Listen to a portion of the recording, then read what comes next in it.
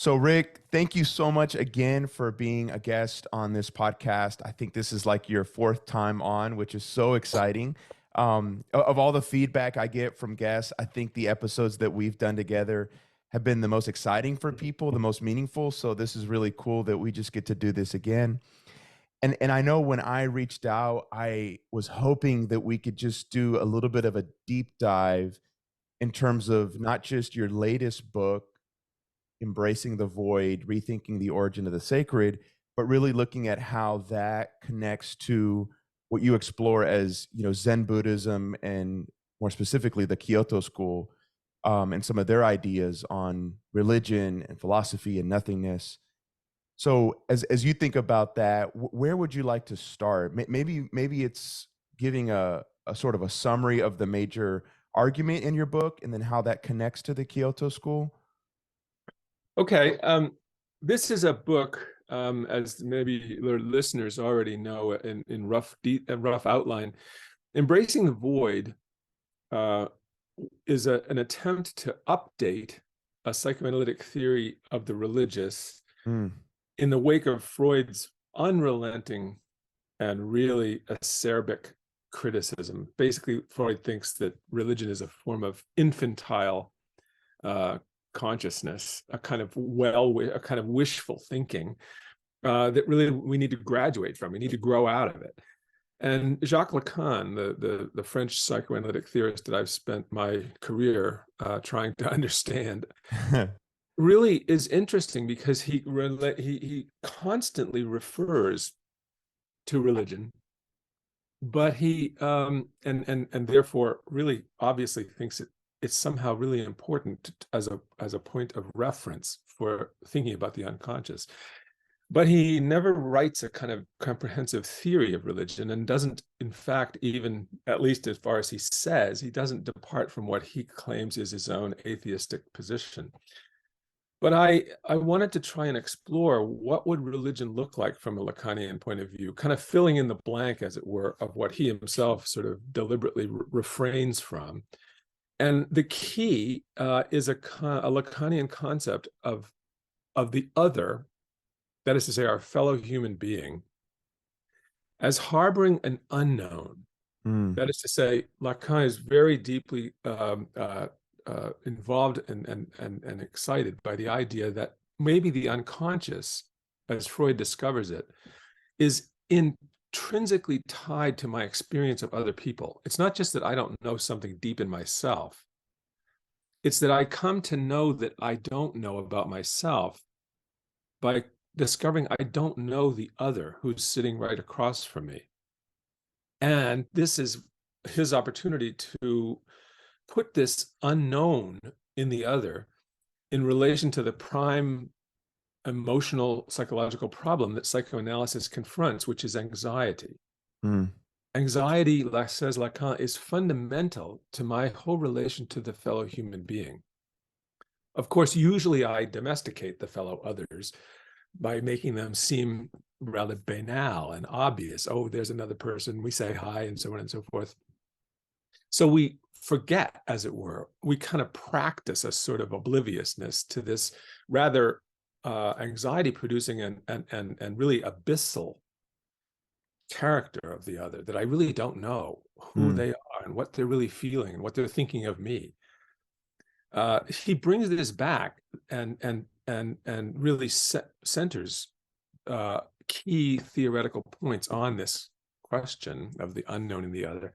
And what I do basically is try to say that this is a way, this is the kind of ground on which we can provide a whole new understanding of the sacred. That is, the sacred is essentially located in what I do not and apparently cannot know. It's the confrontation with mystery, if you will. Yeah. And this, of course, puts it into good company with a lot of the mystics, both East and West. And the book is an attempt to lay that out, both kind of the theoretical frame, but also look at some particular religious traditions, Judaism, Christianity, and Greek polytheism in the first big section on this, but Yes. also some Eastern religions and Hinduism and Buddhism being among those. And there's a brief, for me, rather painfully brief section. My editor kept me to a pretty severe limit on what I could write. But I found this section on Zen Buddhism, as I guess you did too, Kike, really fascinating. It was one of my favorite parts. I have, and I've been interested in that tradition for a while. Maybe that's why I really enjoyed it. But I just thought you had some really profound things to say. Well, I was really lucky because one of my colleagues in my own department at Loyola University Maryland is a really world-class expert about Zen Buddhism. I can't claim to be an expert at all. I'm a kind of student like everybody else. Sure. But his name is Brett Davis. Mm. And I really recommend his books. And also he has, if your readers or listeners are interested, he has a wonderful, great courses seminar called Real Zen for Real Life, which I really recommend. Oh, okay. Anyway, it was Brett who woke me up to this book of Keiji Nishitani, Religion and Nothingness. And this was really the thing that kind of blew me away. And it was so perfect for the basic argument I was trying to make. I felt like, wow, the book I'm working on has already been written by this really brilliant Japanese scholar. As I say, it's a rather, to me, almost kind of horrifyingly brief discussion, but I too find it really, really fascinating. Okay, so Rick, when it comes to engaging religion and nothingness, Nishitani's work, where should we start? What was one of the first things that in reading it as you were working on this project really struck you as a commonality or as a way to kind of get at the argument you were making? Well, his main thesis is this very radical and just beautifully articulated thesis that the core of the religious experience, the core of divinity, and the core of our own selfhood is absolute emptiness, what in Japanese is called sunyata, absolute emptiness, absolute nothingness. This really radical thesis is really beautifully laid out in Religion and Nothingness. Religion and Nothingness is actually 5 very substantive sections, parts. And one of the amazing things about this book is that it is incredibly sophisticated and knowledgeable, insightful, not just about Eastern traditions in and around Buddhism, but also Western philosophy. Yeah. Nishitani is really brilliant about the Western tradition all the way from the Greeks to 20th century figures like Sartre and Heidegger and Nietzsche. And that's a nice place to start this with nihilism. Yes. Nihilism as we encounter it in the 20th century. And Nietzsche is, for Nishitani, for good reason, the primary reference for that. Nietzsche is, you might say, the philosopher par excellence of nihilism, where nihilism, of course, that is borrowing from the Latin nihil, or nothing. But what's really crucial is to sort of start off on the right foot. Nietzsche, some people superficially read this into Nietzsche. They say, well, Nietzsche is a nihilist. Actually, Nietzsche is not himself a nihilist. He's trying to analyze the upsurge of nihilism. And the really crucial thing is he sees the origin of a nihilistic perspective, a perspective that basically says nothing is very meaningful. There is no real meaning. It's all a nothing, and in a really bad sense of nothing. The reason, what he's up to is he's not somehow claiming that we ought to all look at life this way, but he's claiming this is the almost completely unacknowledged inner truth of the Christian tradition we've inherited, that nihilism is brought to the Western cultural unfolding by Christianity. So the first challenging thing is, what does that mean? Yeah. His answer is that Christianity, or at least the sort of central, sort of orthodox, if you will, Christian perspective, as Nietzsche reads it, asks us basically to discount this life in the body, in the earthly existence that we live in favor of the next life, the life hereafter without the body, the life, with somehow living in some other realm altogether. And that gesture of wanting to trade in life in the here and now for life in the eternal next world, the saved world, is a kind, for Nietzsche, a kind of profound slander on existence in the body, in nature, in this here and now. That's nihilism. In other words, that's what robs our existence in the body and existence as we sort of know it, as we're alive in this world. It robs it of meaning. It makes it a kind of nihil. It annihilates it. Yes. So he's wanting to bring this nihilism to our attention. And one of the things he's arguing there is that this has happened to us over the 2,000 years history of Christianity, but most of us don't know it. That is to say, we're not aware of the way in which the Christian doctrine of the supernatural, which is our real destination in life, to get out of the natural and into the supernatural. Sure. People don't understand that this is deeply alienating to our current existence. Deeply, you might almost say, a kind of giant slander against our current existence. And we need to become aware of that. Nihilism, therefore, we may be living it without knowing it.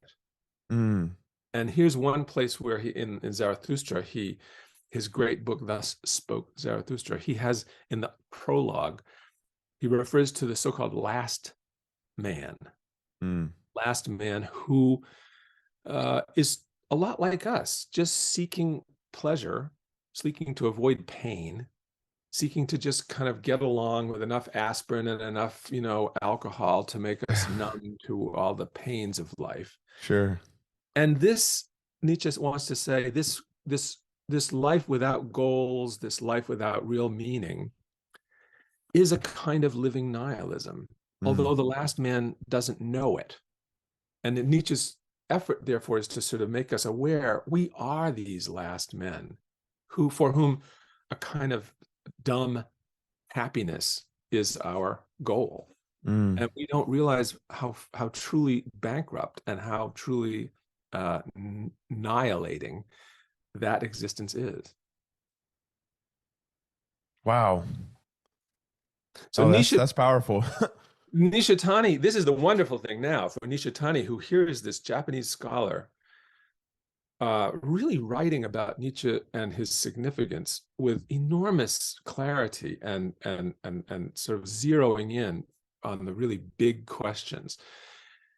So Nishitani now comes up with this incredible synthesis, this incredible stroke, where he says, if nihilism is the great challenge, if Nietzsche is correct, nihilism, the loss of a sense of meaning about earthly existence, if that's our situation, then Nishitani says what we need to do is not fight to get away from nihilism. We don't need to get away from the nihil, the nothing. On the contrary, we need to realize that our existence and what is divine is in the nihil, in the nothing. I love that. So therefore, the religion and nothingness of the title. Nothingness, in a certain very special sense, is the very heart of the religious experience, in fact, the reality that religion reveals to us. Now, and maybe we're not quite here to kind of unpack this, but I know in the book you, following Nishitani, make this distinction. I can't remember if it's absolute nothingness versus relative nothingness. I don't know if those are the right categories, but I felt like that was a really helpful distinction. in terms of how he appropriates that tradition. Yes, it's a very, very important distinction. To get at that distinction, this is the distinction between what is just, sort of negated, and what Yes. is absolute, as you say, absolute nothingness or absolute emptiness. This is the concept of sunyata. And one way to get at that, I think, is is linking this whole discussion temporarily to another figure of contemporary, or at least 20th century Western philosophy, which Nishitani himself does. Yes. That would be this great scholar, not an uncontroversial scholar, because he was briefly mixed up with the Nazis in the early 30s. But Martin Heidegger, one of the great luminaries of the 20th century, in my own opinion, and lots of other people. Heidegger basically also is very sensitive to the question of negation and of nothingness. And he locates it in a very interesting way at the heart of being human. He says we are a kind of pure opening, a kind of pure, what he calls, comparing it to an opening in a forest. We are a kind of clearing in which we can anticipate something coming into view, like perhaps a deer or a fox will enter the clearing, and we'll be able to see it and be charmed and perhaps, sort of enchanted by this appearance. If you ask, what is it to be a human being? Heidegger's answer is, you are, in German, Dasein. That is to say, da as in there, sein, being. You are the being who's there, or better, you are the being for whom things can be there, for your perception and experience. In other words, you are sort of, what you essentially are is the openness, the clearing, into which something can come into presence.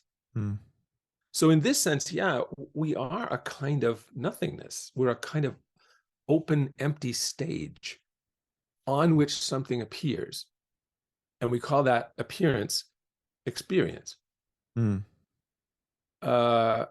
once you get that, though, you then think, oh, our nothingness, our relation to nothingness is kind of like what we might call, in a really everyday way, anticipation or expectation. Like there's a knock at the door and we say, oh, someone is here. We hold open the space of who exactly the someone is. We go to the door anticipating someone to greet us there. We heard the knock, and the knock opened the clearing in which something will appear. It would appear then that this is the kind of nothingness Heidegger is talking about. But Nishitani reminds us, well, that's a kind of relative nothingness. That's relative to, it's kind of a framing. Of course, with the doorbell, we get the framing already, right? We expect that the very door itself will be the frame in which we greet whoever just knocked on the door. But there is such a thing, Nishitani insists, this is going back finally around to your question, of a kind of baseline everyday experience of nothingness, as we might say, anticipation or expectation of something to appear, as opposed to absolute nothingness. And absolute nothingness is going to be really central for Zen. And I would argue it's really central to the experience of the sacred. We'll get into that more in a second. But he wants to say this absolute nothingness, that means that you are without expectation. You're open without even any anticipation, or we could say pure anticipation, pure receptivity. That holding oneself, as Heidegger put it, holding oneself out into the nothing. That's the radical sense of what Nishitani rather, I'm mixing up Nishida, who was really Nishitani's teacher Okay. in the Kyoto school, and Nishitani I sometimes mix up the names. That absolute emptiness of your anticipatory posture. Yes. He wants to say has to be taken at some point in its really radical emptiness. That Mm. it's not anticipating something, it's open to anything. It's a radical openness and a radical nothingness. And he wants to say we are, in some sense, this radical nothingness. Okay. So Rick, I think one of the questions I want to ask you, but I'm afraid it's sort of reducing these ideas to maybe something too easy. But as I was reading your take on all this, I kept on thinking, and you have to remember, I'm a psychotherapist, so I kind of think about some of these ideas in terms of people thinking about change and growth. Is it possible to say what they were referring to as nothingness is like the space of possibility? Or is that just bastardizing it and reducing it to something not very helpful? I get your caution, Kike. I mean, I think we do have to be kind of cautious not to, as you say, kind of bastardize or sort of flatten the Flatten, yeah. the concept here. But I don't hesitate in saying yes, exactly. I think that Okay. to look forward in your life, um, to put it in personal terms, I'm here on the kind of somewhere on the cusp of turning to retirement. Okay. And the question of what is that going to be? What's the Mm, last quarter of the game going to look like? And I'm dealing with this actually quite directly and intensely as I sort of look at my own future, what I have left. Of course, it's heavy, it's existential because death sure. is out there someplace. Death or possibly the loss of my powers. Maybe, my mother died of Alzheimer's. Yeah. Who knows if I'll follow in her footsteps? Um, but yeah, this when we ordinarily think this way, we say, well, actually, we don't all the time think this way, but we can, as you Yeah. say, and should, I think Nishitani would say, and Heidegger, we should leave a kind of real open stage, which poses to us the question, okay, you've got the rest of your life, you've got a little money in the bank and the luxury of doing what you please. What's it going to be? Mm, And that is, of course, a question that any person can ask at any point in their life. And yes, that is a kind of confrontation with what Nishitani here is calling nothingness, the nothingness of the openness of the future and okay. the openness of your own future being is at stake. Yeah. And I think one of the things that strikes me is that it's both something that could create quite a bit of anxiety, but also something that is exciting and something maybe to really look forward to. Exactly. I mean, I think Nishitani would love that way of putting it. Yes, it can be anxiety producing, and allowing oneself that anxiety to to acknowledge to oneself and with one's loved ones that this game is scary. There's a kind of vertigo in being truly Mm, being alive because you're alive to the question of what will come of you. What's the future for you? In fact, what are you and what do you want to be? There's right. something so open about this question that it can be really terrifying. Yes. But as you say, it also is the horizon of our freedom.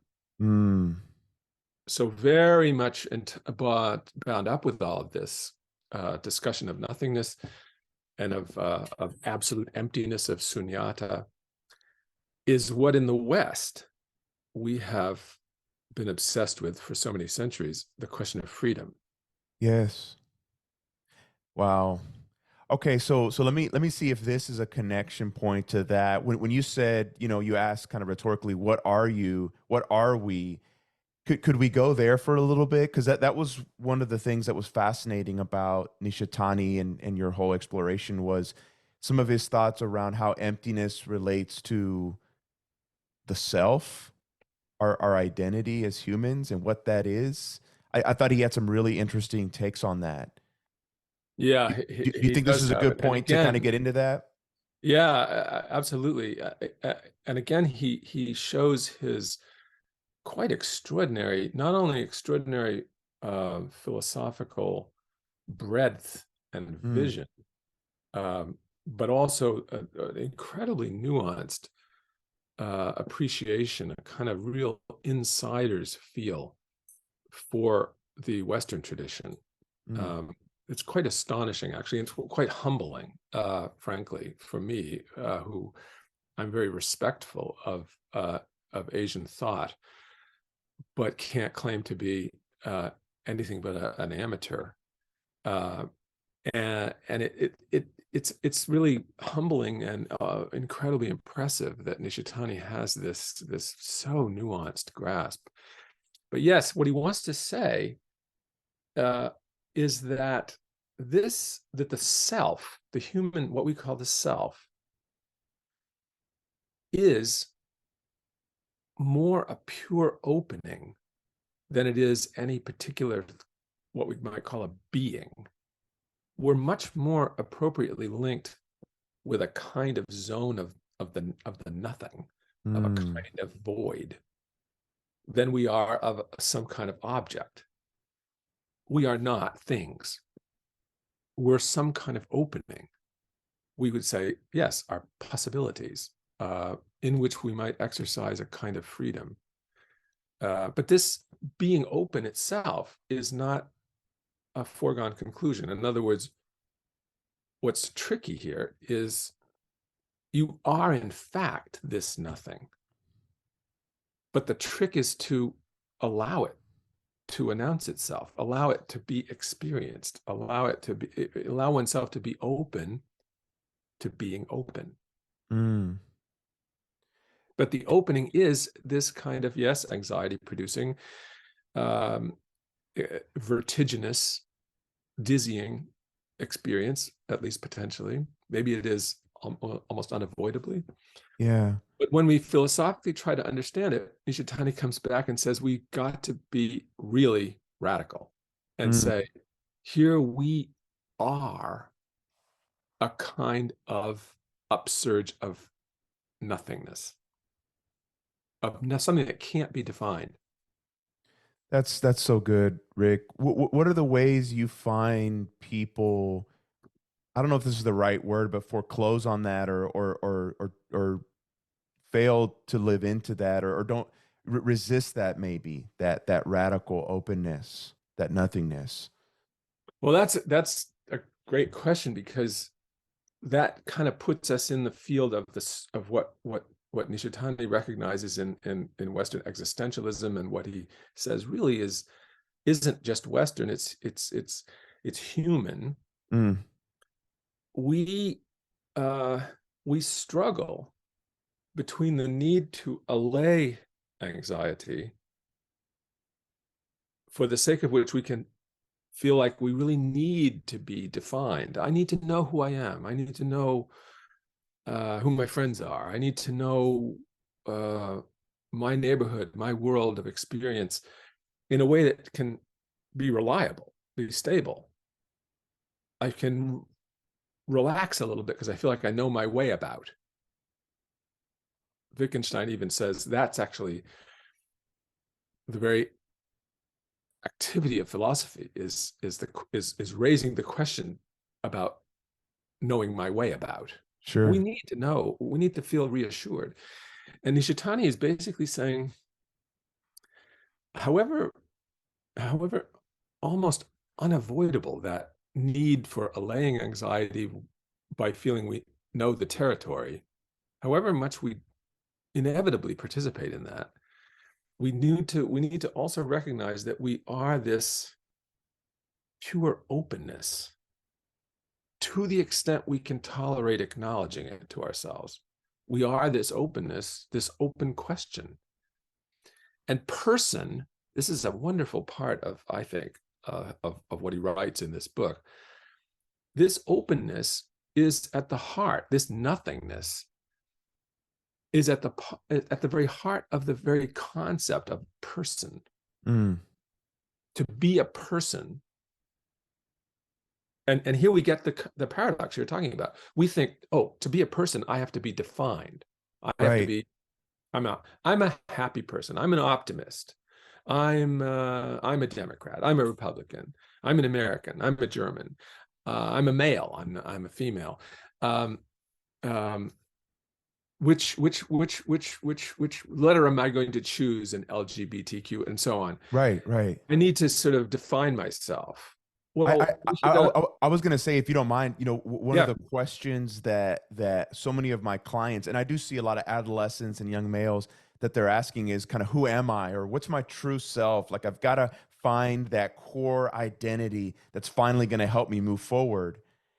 And I, yeah, I would take more of a Nishitani approach, that there's actually a nothingness there, that we have to kind of like stick to the possibility of what you could be. But that's kind of moving maybe in a different direction. Please keep going. I just wanted to throw that in there. I think, I think that's precisely the direction we need to go in. I Okay. mean, we need at some point to link it back to the religious. Uh, Yes.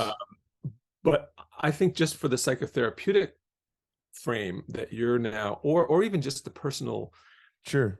self-understanding frame that we're now kind of in, this is so crucial. The Mm. idea that you have, what Nishitani really is asking of us, and by the way, he's saying this is what actually your deepest self wants anyway.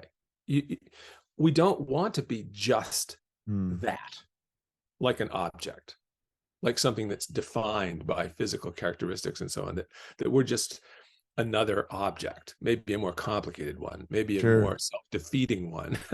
Sure. On the contrary, in fact, if we win the battle of turning ourselves into something we totally understand and can put in a sentence, we will have actually failed Mm.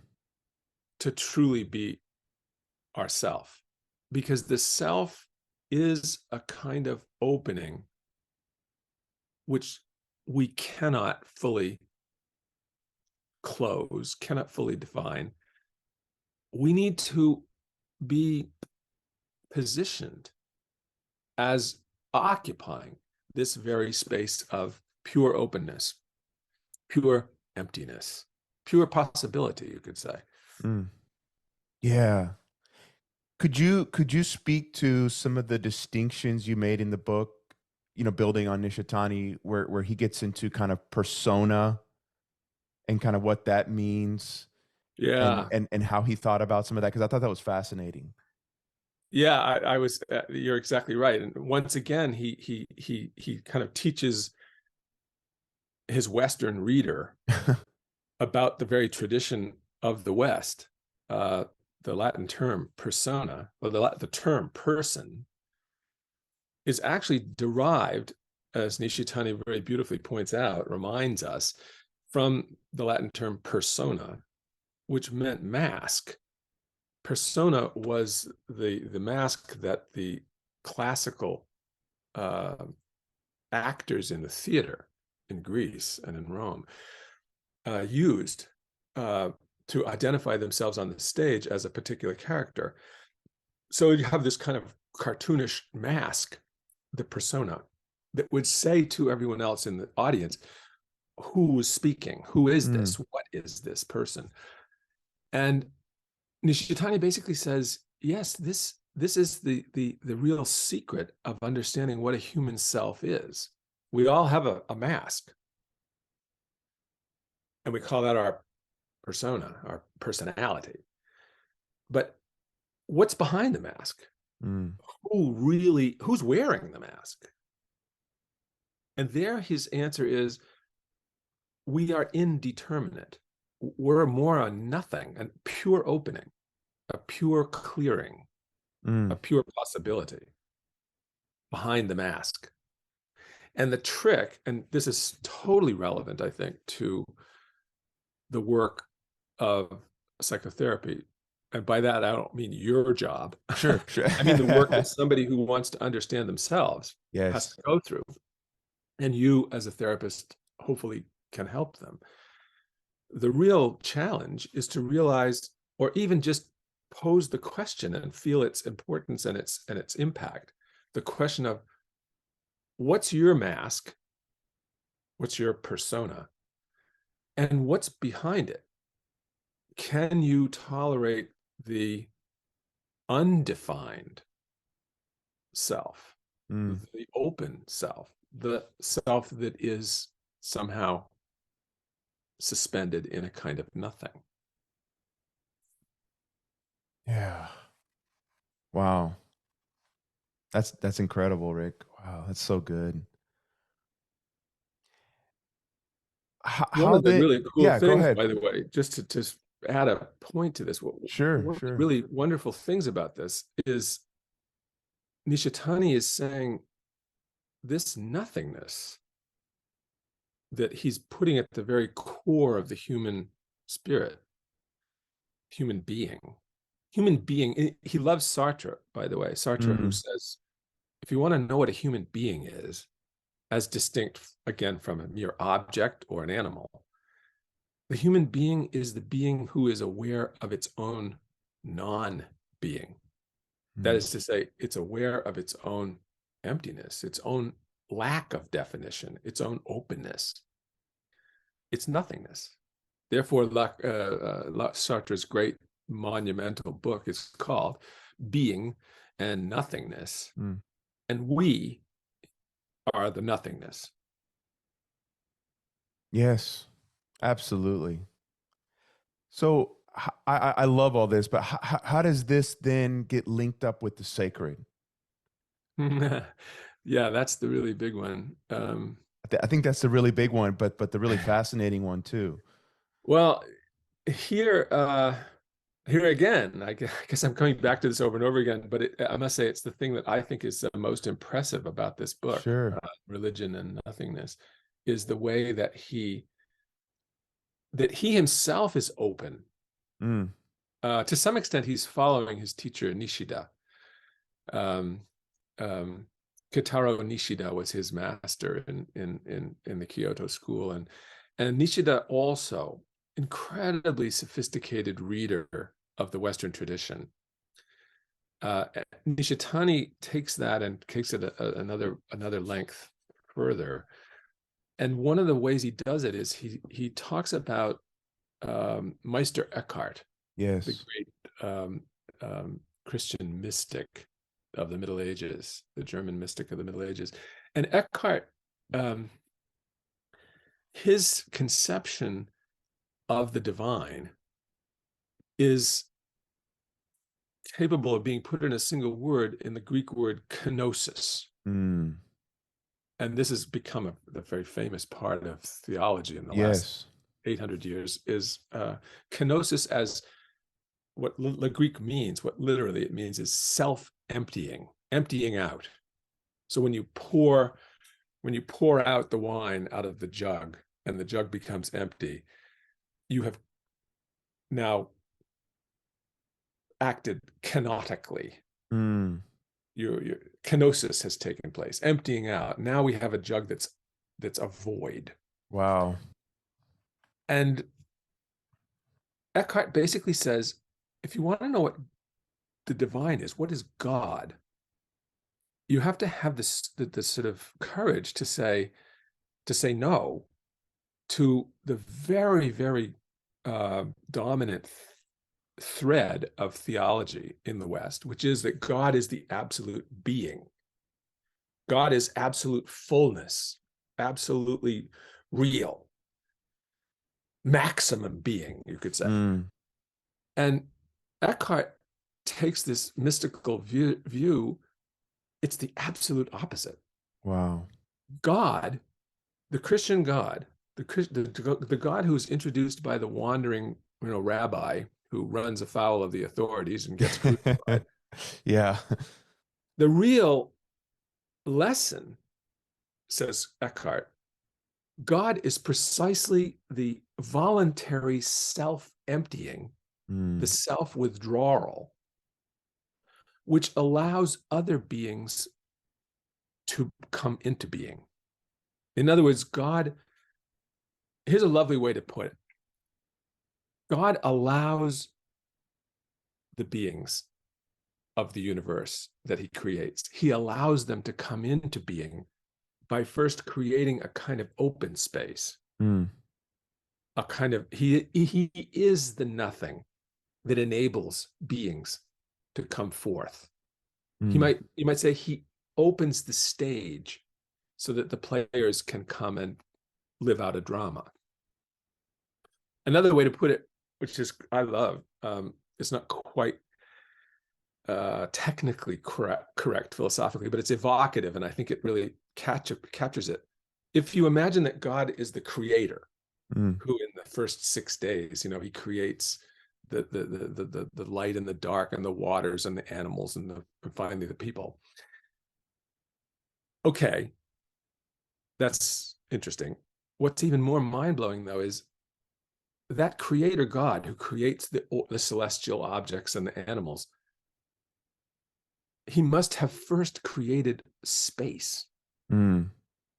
because space is not nothing. Right. It's something that also would have to be created. So in a sense, he has to create the pure openness before he can fill the openness with other creations. Mm. Well, this is kind of akin, it's a kind of cousin to this idea that Eckhart has, that God is the self-emptying, the self-withdrawing that opens the space into which other beings who are their own, there's their own special Sure. formations, you might say, Sure. they can come into being. Okay, man, there's so much that I want to explore with you about this because I don't know what I think about, God or the sacred these days, but in the way you're talking about it, it just resonates so much. One of the traditions I think about is like, I think it's Kabbalah, the kind of mystic understanding of certain parts of Judaism. And they have this idea of Zimzum, where God contracts or goes away as a way of allowing the creation to come to be. And it sounds Absolutely. really Yeah. similar to what you're talking about. Yeah, it is very similar. Okay. That Jewish mystical tradition of Kabbalah is very close Okay. to this notion of Meister Eckhart of kenosis. That's Okay. exactly correct. Okay. Now, and I know we've explored this a little bit, and at some level, it's probably right a sensitive thing for you, but don't you think that in some ways this is almost the task of a parent to step away and to contract as a way of allowing the child to flourish at some level? Maybe when they get a little older, there's some dynamic there. Absolutely. Yes, I think that's totally right. What makes parenting so challenging when it's done really lovingly. By the way, here we are arriving at a kind of definition of love. Oh, yeah, I was hoping Love, we could get into that. love as a kind of posturing oneself toward the other, toward their possibilities, Mm. toward their opening upon something that they themselves don't even fully foresee. And you, as their partner, you, as their friend, their lover, are allowing the opening space, which may, by the way, put you at a distance. You are this is a truly selfless or unselfish act. The true parent is the one who says, I neither foresee and nor certainly don't control and shouldn't control what this child becomes. They're on their own adventure. They're their own person. And to truly be a person is to be open. And I, as a parent, should dedicate myself to enabling that openness, encouraging it and sheltering it and allowing it to unfold. Mm. Oh yeah, that's so good. That's so rich. By the way, one immediate caveat, which now takes us a little more subtle appreciation of this, is to offer this to your child, to be, in this sense, a good parent that allows the child to unfold their own unique personhood. Yes. Doesn't mean that you simply throw the child the way some parents who want to teach their kids to swim, they just throw them overboard. This is a Right, famous right. thing, right? Oh, my dad just threw me out of the boat. That's how I learned to swim. That's not what we're recommending. Right, right. That's what makes it so subtle, that truly enabling a child to be open themselves to their life. I remember, I'm distracted by a thought that popped into my mind. I am myself such a child. My father, who died, I think about 10 years ago. When I went off to college, I was totally dedicated to becoming a doctor. Okay. Through high school, I had this, my dad helped me build a little laboratory in the basement with my microscope and my chemistry Oh, beakers wow. and stuff. And I loved it down there. And I had these drawings of anatomy on the wall of my laboratory down there. This is when I was 13 and 14 years old. And when I went off to school, I immediately got totally bound up with enormous, irresistible excitement for philosophy. And becoming a doctor just vanished. And my father, I have to say, to his immense credit and to my great gratitude, despite the fact that this was totally foreign to him, he allowed it and supported it. Wow. He even supported it when after my first year of college, I dropped out, thinking I might not even go back. I was so, all over the place about what I wanted to do. And he tolerated that. I went off to Europe for 4 months, bumming around, just exploring with a friend. Oh, Best thing wow. I ever did, by the way. I bet. That's amazing. And he supported this, in other words, he didn't support it financially, I'll have to say. But he supported it in the crucial way, which was, he said, I trust what you're doing. And Sure. It's almost like you got his blessing or his permission. exactly. His permission, his say so. Yeah. Wow.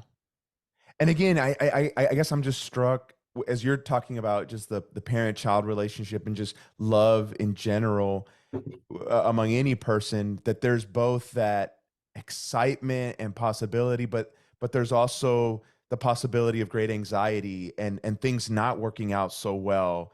There's no foregone conclusion. This really is a radical nothingness and openness, which can be scary. And I wonder if that is a connection back to, your great insights around the sacred and religion from kind of the Lacanian perspective of always relating to the unknown in the other, that has this possibility to it, but also has a dimension that's extremely anxiety inducing. Yeah, exactly. To be truly in a relationship with another human being. We were just talking about the relationship of the parent to the child, Yes. but it's essentially the same at some level, where we're talking about the husband to the wife, or the wife to the husband, or two friends. You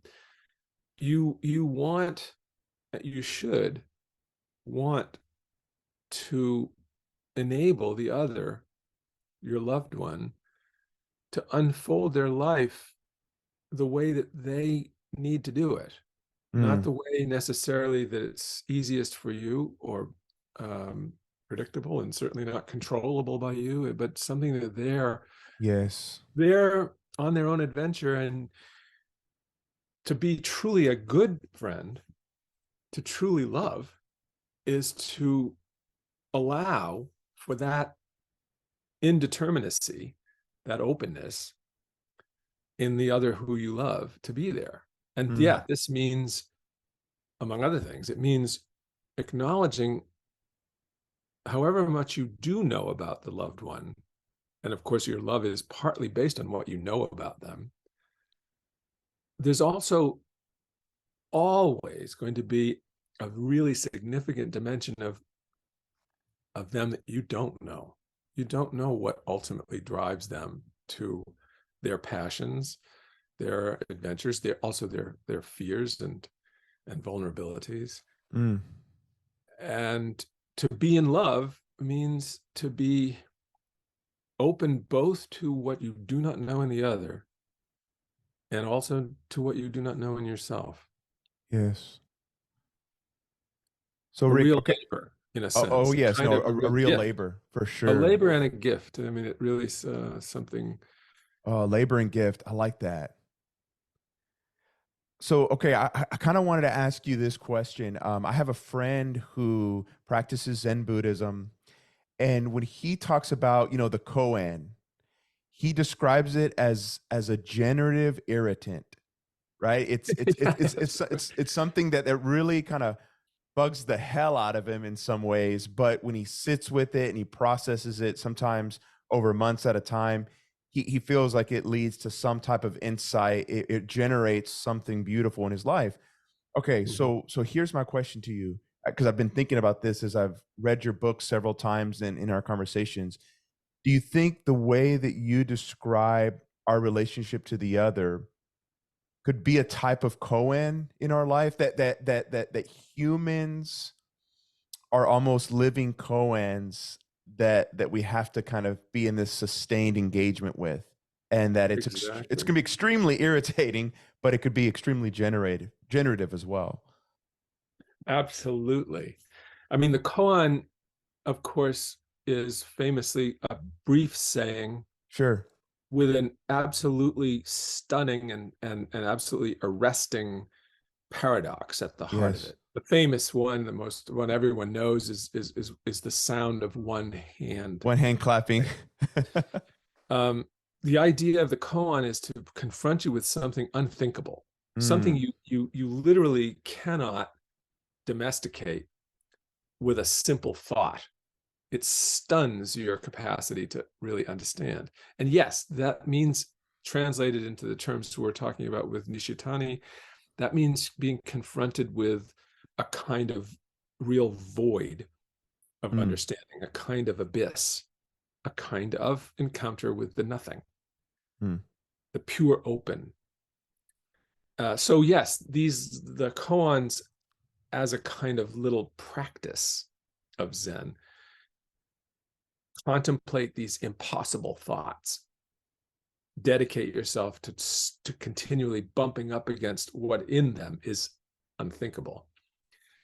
That helps you to practice engaging with reality, mm, because at some level these little trick paradoxes of the koans are clues to the way reality itself is structured, which is around a kind of indeterminacy, a kind of openness, a kind of nothing. yeah. Oh, that's It's good. another wonderful Zen story about the master and the student, and of course the student is trying to to to finally understand, to finally achieve enlightenment, and after many attempts, when he comes face to face with the master and tries to say something that indicates his enlightened status, after many failures, he finally comes to the master, and the master says, well, my son, have you come to something? And he finally chooses to say nothing, only to raise his finger. Mm. And the master looks at it, hesitates for a moment, and then whips out the Japanese sword and cuts the finger off, Oh. clean off. And the student pauses a moment and then raises his hand again without the finger. And the master says, yes, you have arrived. Mm. I thought it was a wonderful, I for our like purposes that. in the moment too. It's a wonderful story, Zen story. Oh yeah. No, thank you for sharing that. That's powerful. Okay, so Rick, I guess I just want to maybe kind of come to an end by just asking, is there something about either the Kyoto School or Nishitani that I've missed asking you that really kind of helps maybe clarify the main argument in your book, your thoughts around the sacred, kind of this approach from a Lacanian perspective? Well, for me, um, it was a really a wonderful experience writing this section, brief Mm, though it is, on Zen. Um, Also rather painful though, because it really could, the whole book could be about Zen. yeah. The perspective I try to open up in embracing the void, and now maybe your listeners really get a better sense of what the title even means. Mm, Is embracing the void. That's the trick. that's the Um, trick. Embracing the void that, yes, is in the other and is in yourself. It, in a certain sense, is yourself, the void. Yes. And the idea that the divine is the kind of companion void, or the ultimate void, the Mm, void that enables your void, mm, the nothingness that is the fertile nothingness of kenosis, of the self-emptying divinity, the divinity who opens the space in which you can live and grow and develop and be a person. That's the key. And yes, I think that, notice, by the way, this is very, very linked. One, it's not hard to sense this, even if you have a rather rudimentary grasp of what we're talking about. It's very tempting to link this to what Freud called the unconscious, yes. to be aware of the limits of our understanding, and to be able to posture oneself, however, in a however limited a way, and we always are limited, in relationship to what we do not know in ourselves and in others, and in the divine. That is the divine. Mm, The divine, on this argument, on this, what I sure. pursue in this book, um, the experience of the divine is an experience by its very nature of something that cannot be understood. It is the ultimate mystery. And in the Zen parlance, in the Zen way of talking about it, it is this absolute but enabling emptiness. Oh, yeah, it's so good. I do wonder, and I'm careful because I never want to suggest that there's one thing that somebody could do, or somebody's spiritual practice can be very different for somebody else. But I'm curious, is there anything that you have done recently, almost as a practice, that helps you sustain your engagement or relationship to the void? And I wonder if there's Well, something that just might be helpful for me to think about, and for any of my listeners, just one, something. I can risk showing you Okay. my meditation seat. Let's see if I Oh can show yeah. you. Uh, Nice. there's my little bench over there, and my mat on the floor, where I try my utmost to clear away some time every day for meditating there. I do Hmm. basically a form of Zen meditation. It's Okay. kind of a hybrid between um, a Hindu mantra based um, meditation and adopting a Zen position, and really paying attention to my breathing and that sort of thing. But yeah, Sure. I think that's really crucial, that to remember that this isn't just a kind of simple idea, Right, like an intellectual thing. but it's a practice. And this is a real, I would say this is a huge challenge for our contemporary culture. We're so caught up in constant distraction and constant chasing after or feeling chased by demands, to be entertained and to kind of, I mean, Well, our and to experience of, achieve, right? The Byung Chul Han's idea in the burnout society of just, it's almost like the super ego. You can do, you can achieve, you can accomplish.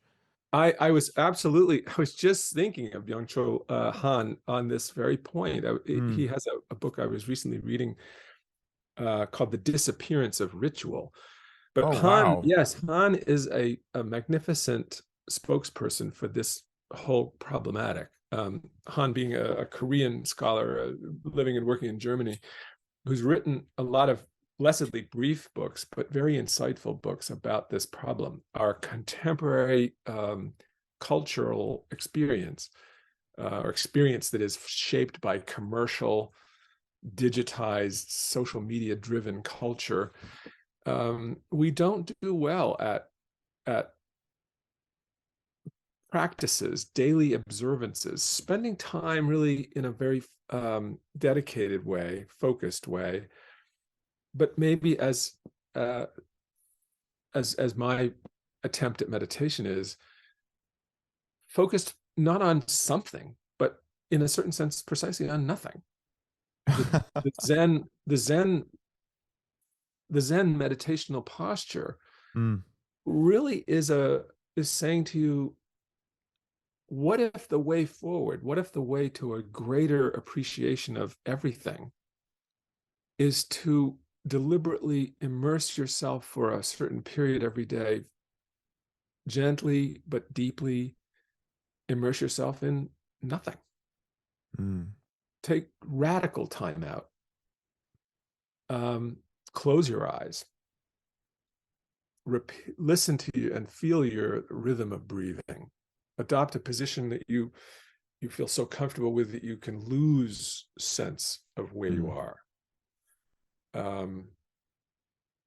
I think that there's a very, very profound, uh, value and payback, if you want to put it that way, of Mm. this allowing an extravagance, allowing a kind of openness to swallow you for a period of time every day. Yes. Oh, I couldn't have said it any better, and I totally agree. I think it's so important. I'm glad you reflected on our current sort of cultural moment because I think that's something to really wrestle with. It sure is. Um, I was just reading today, there's an article in the New York Times this morning by Ezra Klein, who, Oh as yeah, you know, is a really brilliant sure. commentator. Today's article is about artificial intelligence and the new Mm, chat bots and all the rest of it. sure. And he's really worried, and I think really appropriately worried, that the new AI revolution that is just beginning may be an unprecedented challenge for these kinds of meditational timeouts where we allow ourselves a kind of ecstatic suspension in the nothing. Mm, That's we may be increasingly with AI coming on board and just getting started now.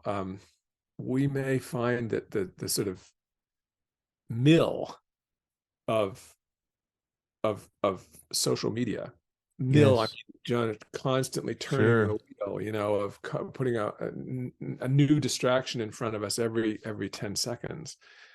AI may be, the kind of, uh, acceleration and intensification of what we've already been experiencing over the last 20 years, 25 years of the emergence of social media and digital life.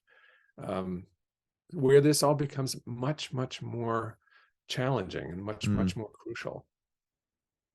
Wow. Yeah, that's definitely something to wrestle with. Ooh. Okay, Let me, so yeah, go go go ahead. ahead. No, go ahead, I was please. just going to add one more note about this, a kind of a Yes. general note about this book, Embracing the Void. Hmm. Um, one of the things I most like about it is that it it isn't a book that makes a positive claim for the divine or the religion. Right. Which I Um, appreciated. I was grateful for that. yeah, I mean, I think of the book as equally as undecided, Oh actually, yeah. between belief in a divinity and unbelief. I think I it's, have atheist friends that I've recommended it to for that reason. yeah, I mean, I think in a way you can read and appreciate and learn something from the argument of the book, which this Lacanian argument, basically, Sure. the argument Lacan himself never made explicit, but I tried to do it for him. Sure. It's interesting. One of the most interesting things about this argument is that it's it's very profoundly open to the religious experience, but it's not insisting on it, and Right. it's definitely not a it's not a proof of anything. Right. Um, Right. and so it's equally an atheistic argument. Yes. Um, if it is a theistic argument, which I kind of don't think it is anyway, but if it is, if you take it that way, it's equally accessible and equally meaningful from a completely atheistic point of view. Mm. Which, by the way, I think Nishitani also would would find this deep ambiguity, this deep undecidedness between theism and atheism. I think he would say, yeah, that's part of what it means Wow. that the divine is kenotic. It's Mm. self-emptying. The really profound thing is that in a certain sense, God is both there and not there. Right. Or his being there is a mode of not being there. Not being there is his mode of being there. So theism and atheism become very, very paradoxical, which strikes me as somehow, I don't know, to me, it's very satisfying Oh, as a Rick, scholar. and for me, existentially, as a therapist, it's so satisfying. Everything you just said there, I think is exactly where I'm at these days. So I'm just so appreciative, someone of your caliber, not only talking to me, but just exploring some of these ideas publicly in your book. I just can't recommend it enough. It's one of those that I keep coming back to. And find nuggets, all the time that I hadn't thought about. I'm looking forward to hopefully in the very near future exploring how the sacred gets linked up to something like money and capital, which I you was get thinking of the into. same thing, Kike. I was thinking the same thing, that if we have time and can arrange a rendezvous, that would be really interesting, because it I picks up think on so. exactly what we've just been talking about the frantic pace Yes. and the frantic ceaseless distraction of Yes. our cultural moment, um, where money is really a key uh, power, a key force, Oh yeah. and understanding money a little better. Maybe if there's salvation, it might well be coming to terms with money. Oh, well The whole said. idea of money and its influence on us. Sure, You sure. know. Okay, well, yeah, for next time for sure. We'll definitely be in touch to kind of schedule that because that's going to be a great one. But this has been tremendous, Rick. I just want to thank you for your time, your insights, and just sustaining this ongoing conversation with me. I guess I'll just ask you to maybe end with the line of the of the podcast, which is, as you know now, continue the conversation. Would you end with that? Continue the conversation, indeed. And I'm very grateful, Kike, to you for sponsoring these talks and Yeah. the back and forth. I've gotten a lot out of it too, and have a lot of respect for capacity to do it well. You're an excellent interviewer, I have to say. Your questions are always really very, very useful and opening. So Okay. Well, thank you so not much a for saying problem for that. me. Okay, great. All right, Rick.